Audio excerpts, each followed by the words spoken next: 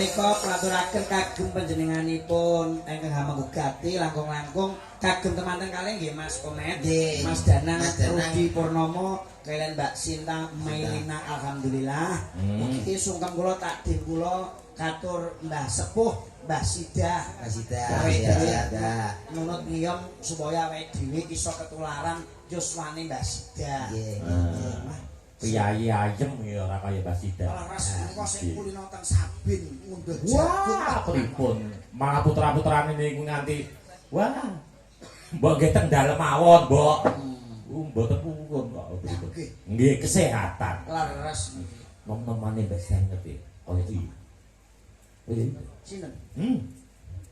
Mula aku mau karo kene. Lah ngopo? Lah nek sepuh kaya kono. Lha kene ya ramu. Masih lho. Yo, semuanya yo.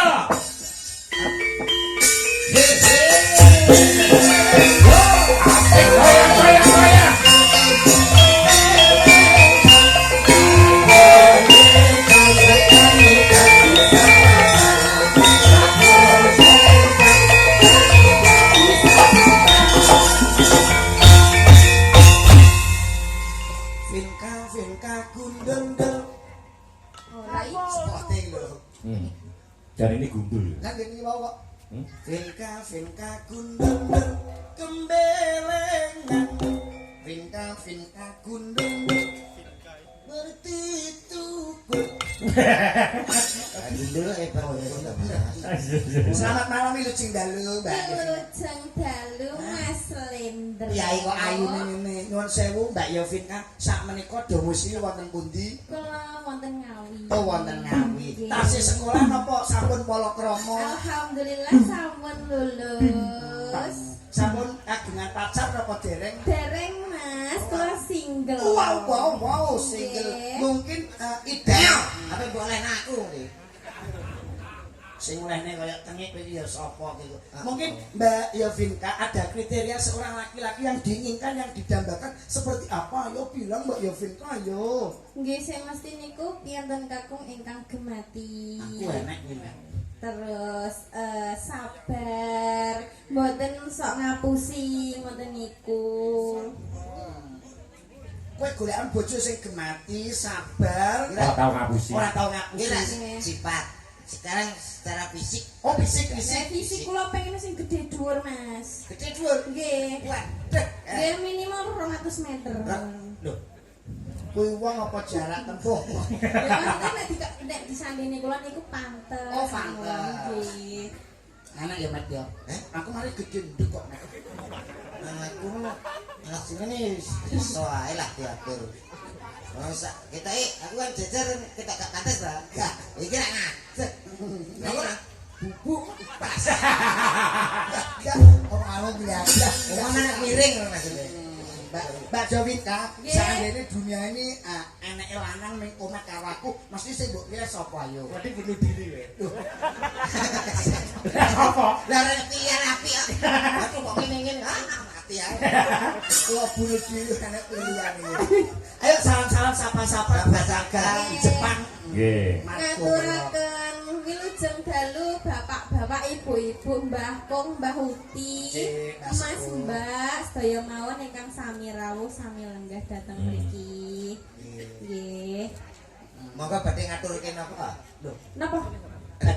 Ngaturke napa? nggih kuwi nang Kalimantan kan. Nah, niku. Sudah ada permintaan Kapilot Sesideman Kitir Semilil ninggal katresnan matur suwun. Mawon. Napa? Suwun. Ayo nang ngomong matur suwun. Mboten. Napa? Anu kula niku apa dangu mboten panggih jenengan nak mundak pripun ngoten to. Bagus, Jenengan bagus. rumah kula pas kula panggih jenengan mriku wau nggih mboten kalih niki to.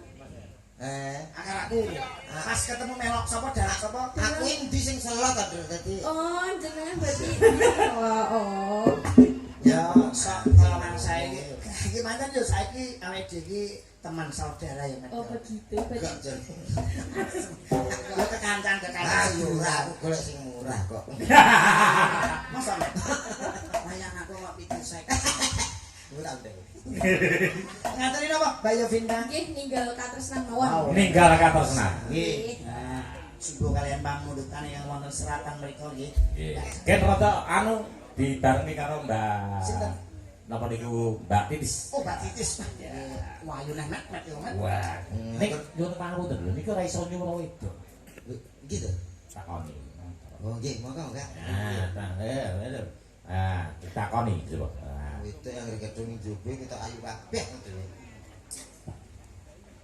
Takoni, mang takoni. Wilujeng dalu, Mbak. Wilujeng dalu kan Mas. Mat. Sehat nggih? Nggih, sehat alhamdulillah.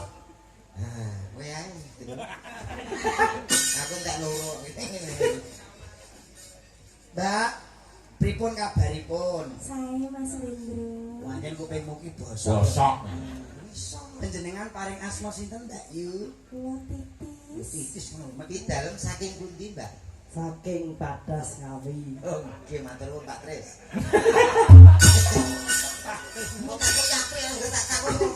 Sampeyan sampun kagungan garwa napa tasih sekolah Mbak Titis? Tasih sekolah Mas Lindro. Oh, sekolah. Sampun dangu ndereke panjenenganipun Abah Alek. Kula putrane Abah Alek. Oh, putrane Abah Alek. Putrane. Nggih, Mas. Walah ya mem. Komentar. Ya putrane kok liya padha ae. Iki pengkhianat. Ayo ninggalkan terus nak. Apa? Ya. Nggih, Ayo, ayo. Senam. Ayo, kamu gerakannya sing kompak. Ayo. Nggih, video sangga Mas Bambang saking Kakak Romo, Mas Asmar Sabto saking Jiran.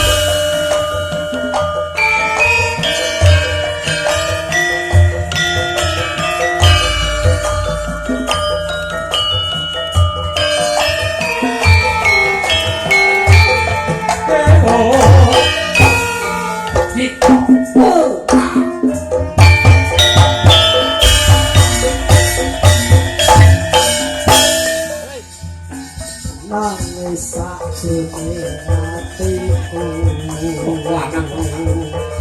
Nalika sliramu ninggalku.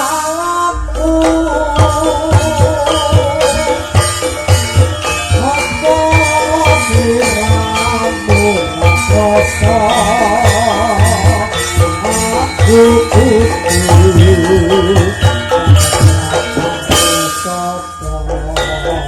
Ayo kita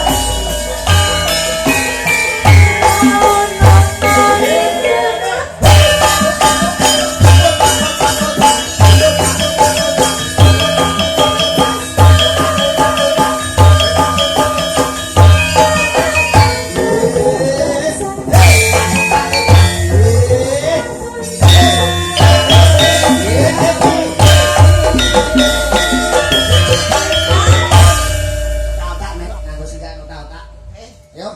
Ojo lali awale.